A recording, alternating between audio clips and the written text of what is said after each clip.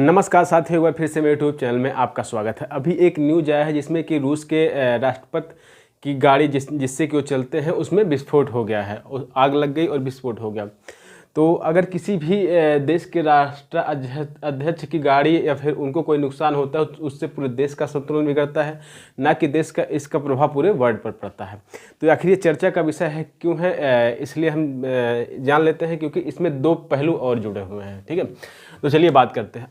जो रूस के जो राष्ट्रपति हैं उनकी गाड़ी का नाम है आर्टुस लेमोजिन, और ये स्वदेशी गाड़ी है क्योंकि जब उन पे सेंसर लगना चालू हो गया था तो उन्होंने अपनी खुद की गाड़ी अपने देश में बनवाई जिससे कि वो चलते हैं। उसमें फीचर काफ़ी अच्छे हैं, जैसे कि बुलेट प्रूफ है, शीशे लगे हुए हैं और बम का या फिर गोली का कोई असर नहीं करेगा इसमें। ऐसा ट्रांसमिशन, मोबाइल सिस्टम सब मतलब बिल्कुल फीचर से लेस है, बट इसमें भी आग लग गई। ठीक है, और बता दें कि इनके आगे पीछे जो सुरक्षा लेयर है उसको मस्कीटियर्स कहा जाता है। ठीक है, और इनकी सुरक्षा 4 लेयर में होती है। ठीक है, जैसे कि अगर मान लीजिए कहीं पुतिन जी मिलने जा रहे हैं, फिर कहीं कोई राष्ट्र अध्यक्ष आ रहा है तो वो 4 लेयर में उनको सुरक्षा होती है। जैसे कि एक जो पुतिन चलते हैं उनके साथ, ठीक है, और दूसरा जैसे मान लो कहीं किसी से मिल रहे हैं तो उनके आगे पीछे दूसरी सुरक्षा लेयर, और तीसरी जैसे भीड़ है। ठीक है, तो भीड़ में वो एक सिंपल तौर पे रहते हैं। ठीक है, और चौथा जो है वो भीड़ से काफ़ी दूर। ठीक है, ये हो गया उनका सुरक्षा लेयर। ठीक है, और भीड़ से काफ़ी दूर स्नाइपर्स के रूप में होते हैं। तो चर्चा का विषय इसलिए है क्योंकि अभी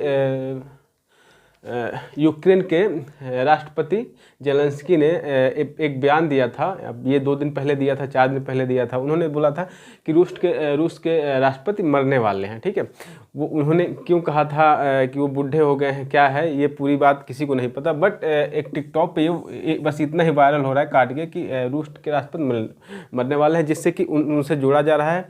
कहीं ऐसा तो नहीं कि जेलेंस्की ने उन पर अटैक करवाया। ठीक है, वो भले ही अपने आप में ये घटना दुर्भाग्यवश हुई हो, क्योंकि उसमें कहा जा रहा है कि इंजन में आग लग गई थी और जैसे कि उसमें विस्फोट हुआ और वो आगे बढ़ गए, बट ये इससे लेकर जोड़ा जा रहा है कहीं ऐसा तो नहीं जेलेंस्की का इसमें हाथ है। दूसरा, एक टकर क्लासन करके एक आदमी है जो कि अमेरिका के न्यूज़ में रहते थे, और उनका एक पॉडकास्ट वायरल हुआ जिसमें कि उन्होंने कहा जा रहा है कि बाइडेन एडमिनिस्ट्रेशन द्वारा जो है पुतिन को मारने की साजिश चल रही है, जिससे कि पुतिन मर जाएंगे, फिर सारा जो है समस्या खत्म हो जाएगा, विश्व युद्ध जो है विराम लग जाएगा। ठीक है, तो इस पे रसिया ने भी रिएक्शन किया था। है, Russian parliament speaker was of nuclear if Putin attacked, यदि पुतिन के ऊपर अटैक हुआ तो रसिया जो है न्यूक्लियर वार करेगा। इन्होंने जब बोला था तो अमेरिका कोई रिएक्शन नहीं आया था कि भाई हमने ऐसा नहीं किया और ये गलत है, इस पर कोई रिएक्शन नहीं था। इसलिए ये न्यूज़ का ये काफ़ी ज़्यादा वायरल